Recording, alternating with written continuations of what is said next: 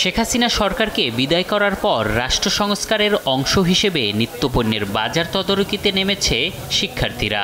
এ আগ্রহকে স্বাগত জানিয়ে শিক্ষার্থীদের সাথে বৈঠক করে জাতীয় ভোক্তা অধিকার সংরক্ষণ অধিদপ্তর।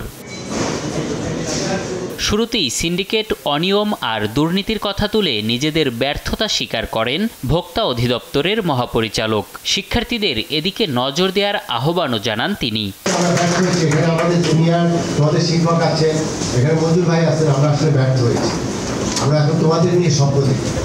এ সময় বাজার ঘুরে মূল্যস্ফীতি নিয়ে গেল কদিনের অভিজ্ঞতা তুলে ধরেন শিক্ষার্থীরা।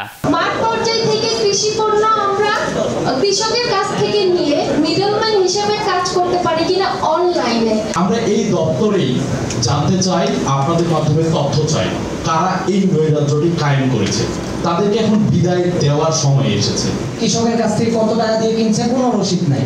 বাজারে ঢাকায় আনে 20 টাকা দিয়ে কিনে এনে বলে যে আমরা 40 টাকা দিয়ে কিনে এনেছি, তোমরা আমাদেরকে 45 টাকা দাও।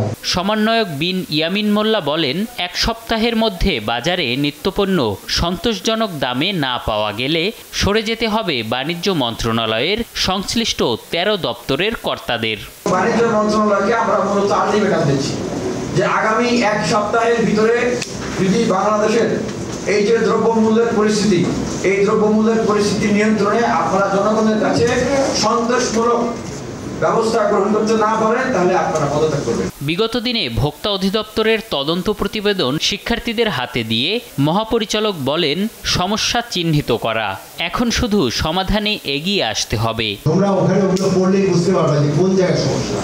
সমস্যা কিন্তু চিহ্নিত, এখন সেই চিহ্নিত সমস্যা থেকে বেরিয়ে আসতে হবে। আমাদের ব্যবসা বাণিজ্যের আরেকটি প্ল্যাটফর্ম আছে কি, ই-কমার্স প্ল্যাটফর্ম। এখনো দেখবা যে ফেসবুকে ফেক জিনিসগুলো করছে। তোমরা আইটিতে দক্ষ, তোমরা সেইগুলো চিহ্নিত করো, তারাই ফেকগুলো করছে। সারা দেশে শিক্ষার্থীদের সমন্বয়ে ভোক্তা অধিদপ্তর কাজ করবে বলেও জানান মহাপরিচালক। এম এ আজিম, দেশ টিভি, ঢাকা।